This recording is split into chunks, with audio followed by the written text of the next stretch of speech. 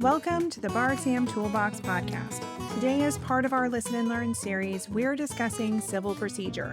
Specifically, when is a pleading conclusory under the Twombly Iqbal standard for assessing Rule 12b6 motions to dismiss. Your Bar Exam Toolbox hosts are Alison Monahan and Lee Burgess. That's me. We're here to demystify the bar exam experience so you can study effectively, stay sane, and hopefully pass and move on with your life. We're the co-creators of the Law School Toolbox, the Bar Exam Toolbox, and the career-related website Career Dicta. Alison also runs the Girls Guide to Law School. If you enjoy the show, please leave a review on your favorite listening app and check out our sister podcast, the Law School Toolbox Podcast. If you have any questions, don't hesitate to reach out to us. You can reach us via the contact form on barexamtoolbox.com, and we'd love to hear from you. And with that, let's get started.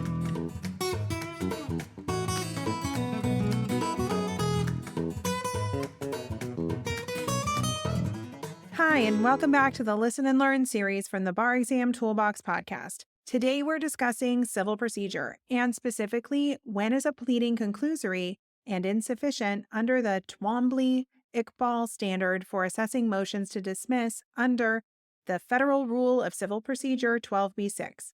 First off, we want to let you know that we already have a terrific Listen and Learn episode covering motions to dismiss under Rule 12 generally. If you haven't listened to that podcast already, we encourage you to give it a listen, and we will link to it in the show notes. Today's podcast will focus specifically on motions to dismiss under Federal Rule of Civil Procedure 12b6, and when is a pleading insufficient under the standards for assessing a 12b6 motion to dismiss. Federal Rule of Civil Procedure 12b6 allows a defendant to move to dismiss a complaint for failure to state a claim upon which relief can be granted. A court's analysis of whether a complaint properly states a claim for relief is primarily guided by the Supreme Court's two decisions in Bell Atlantic versus Twombly and Ashcroft versus Iqbal. Under those decisions, in order for a complaint to survive a Rule 12b6 motion to dismiss, the complaint must contain enough facts to state a claim for relief that is plausible on its face. A claim has facial plausibility when the plaintiff pleads factual content that allows the court to draw a reasonable inference that the defendant is liable. Importantly, a plaintiff must plead sufficient facts showing that it is plausible that it has met each and every element of the causes of action pled in the complaint. A complaint that merely offers legal conclusions or a simple recitation of the elements of a cause of action is insufficient. This is because although a court must accept the factual obligations in the complaint as true and construe them in the light most favorable to the plaintiff, in assessing a Rule 12b6 motion to dismiss, a court need not accept legal conclusions as true. So, what is a legal conclusion? A legal conclusion is a statement that simply asserts that a defendant has met one or more elements of a claim without providing any specific factual allegations in support of that assertion. For example, stating that the defendant was negligent, stating that the defendant discriminated against the plaintiff, or stating that the defendant used excessive force on the plaintiff. Those statements by themselves are all legal conclusions that a court need not accept as true in assessing a Rule 12b6 motion to dismiss. The statements are all merely reciting an element of a claim and asserting that the element has been met, but without providing any specific factual allegations that show that it is plausible that the relevant element has been satisfied. Now, with that explanation of Rule 12b6, motions and conclusory allegations set forth, let's examine a few hypos to sharpen our understanding. Farm P enters into a written contract with Company D for the sale of tractors. Under the terms of the contract, Farm P will pay Company D $100,000, and within 30 days of Farm P's payment, Company D will deliver 5 tractors to Farm P. Farm P paid Company D the $100,000, but after 30 days passed from the time of that payment, Company D failed to deliver any tractors to Farm P. A few months later, Farm P filed a complaint in federal court against Company D, alleging a claim for breach of contract. The elements of a claim for breach of contract are 1. A contract between the parties. 2. Performance by the plaintiff or excuse for non-performance. 3. A breach or failure to perform by the defendant. And 4. Damages to plaintiff as a result of the defendant's breach. In its complaint, Farm P provides the following allegations to support its claim for breach of contract against Company D. Farm P alleges Company D had a contract with Farm P. Farm P performed its obligations under the contract. Company D breached the contract, and Farm P suffered damages as a result of the breach. In response to Farm P's complaint, Company D files a Rule 12b-6 motion to dismiss the complaint for failure to state a claim. Should the court grant Company D's motion? The answer is yes. Farm P's complaint only contains legal conclusions and not any factual allegations. The allegations in the complaint merely recite the elements of a claim for breach of contract and assert that those elements have been met. But Farm P does not provide any specific facts in the complaint showing that it is plausible that the elements have been met. For example, Farm P asserts in a conclusory manner that Company D breached the contract. But Farm P does not provide any factual allegations demonstrating that this is plausible. Farm P does not explain in the complaint the terms of the contract it had with Company D and how Company D failed to meet its obligations under those terms. In sum, because Farm P's complaint only contains legal conclusions, and legal conclusions unsupported by factual allegation are insufficient to properly state a claim for relief under the Twombly Iqbal standard, the court should grant Company D's Rule 12b-6 motion and dismiss Farm P's complaint for failure to state a claim. Continuing on with our hypo, the district court grants Company D's Rule 12b-6 motion to dismiss, and the court dismisses Farm P's complaint with leave to amend. Farm P then files a first amended complaint that contains the following allegations. In fall 2023, Farm P entered into a written contract with Company D for the sale of tractors. Farm P performed all of its obligations under terms of the parties' written contract.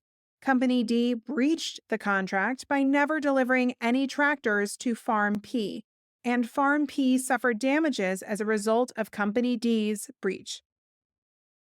In response to Farm P's first amended complaint, Company D files another Rule 12b-6 motion to dismiss the complaint for failure to state a claim. Should the court grant Company D's motion?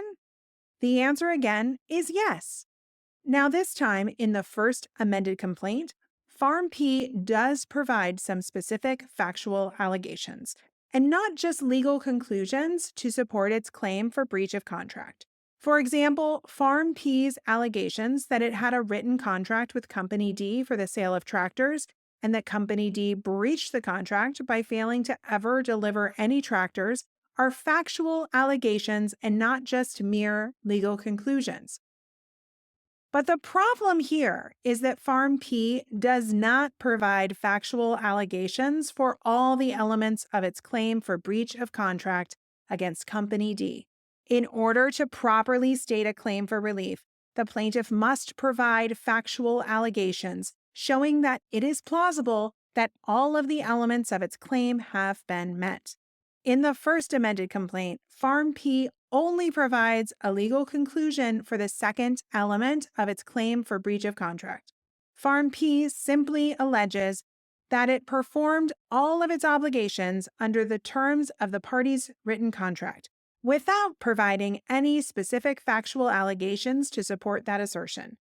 That is insufficient to meet the Twombly-Iqbal standard, and because Farm P failed to provide sufficient factual allegations as opposed to mere legal conclusions for all of the elements of its claim for breach of contract, the court should grant Company D's Rule 12b-6 motion and dismiss Farm P's first amended complaint.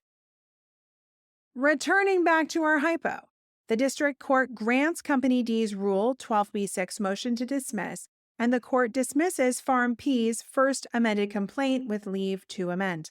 Farm P then files a second amended complaint. The second amended complaint contains all the allegations that were in the first amended complaint and also includes the following new allegations. Under the terms of the parties' contract, Farm P would pay Company D $100,000, and within 30 days of Farm P's payment, Company D would deliver 5 tractors to Farm P. Farm P paid Company D the $100,000, but several months have gone by since that payment, and Company D has still never delivered any tractors to Farm P. Farm P has been damaged by Company D's breach because Farm P made a monetary payment to Company D and never received anything in return for it. In response to Farm P's second amended complaint, Company D files another 12b6 motion to dismiss the complaint for failure to state a claim. Should the court grant Company D's motion? The answer here is no. The new allegations in Farm P's second amended complaint remedy all the defects from its prior complaints. This is because in the second amended complaint, Farm P provided specific factual allegations for all 4 of the elements of its claim for breach of contract. For the first element, Farm P explains that it had a written contract with Company D for the sale of tractors and explains the material terms of that contract. For the second element, Farm P explains that it performed under the contract by making the required $100,000 payment to Company D. For the third element, Farm P explains that Company D breached the contract by failing to deliver any tractors within the specified time period. And for the fourth element, Farm P explains that it suffered damages because it made a payment to Company D and never received anything in return. Because Farm P has provided specific factual allegations showing that it is plausible that it meets all of the elements of its claim for breach of contract, Farm P has properly stated a claim for breach of contract against Company D, and therefore, the court should deny Company D's Rule 12b6 motion to dismiss Farm P's second amended complaint. And that wraps up our discussion of conclusory pleadings under the Twombly Iqbal standard for assessing motions to dismiss under Federal Rule of Civil Procedure 12b6. Hopefully you found these hypos helpful examples of how to work through any Rule 12b6 motion to dismiss question on your exam. If you enjoyed this episode of the Bar Exam Toolbox podcast, please take a second to leave a review and rating on your favorite listening app. We'd really appreciate it, and be sure to subscribe so you don't miss anything.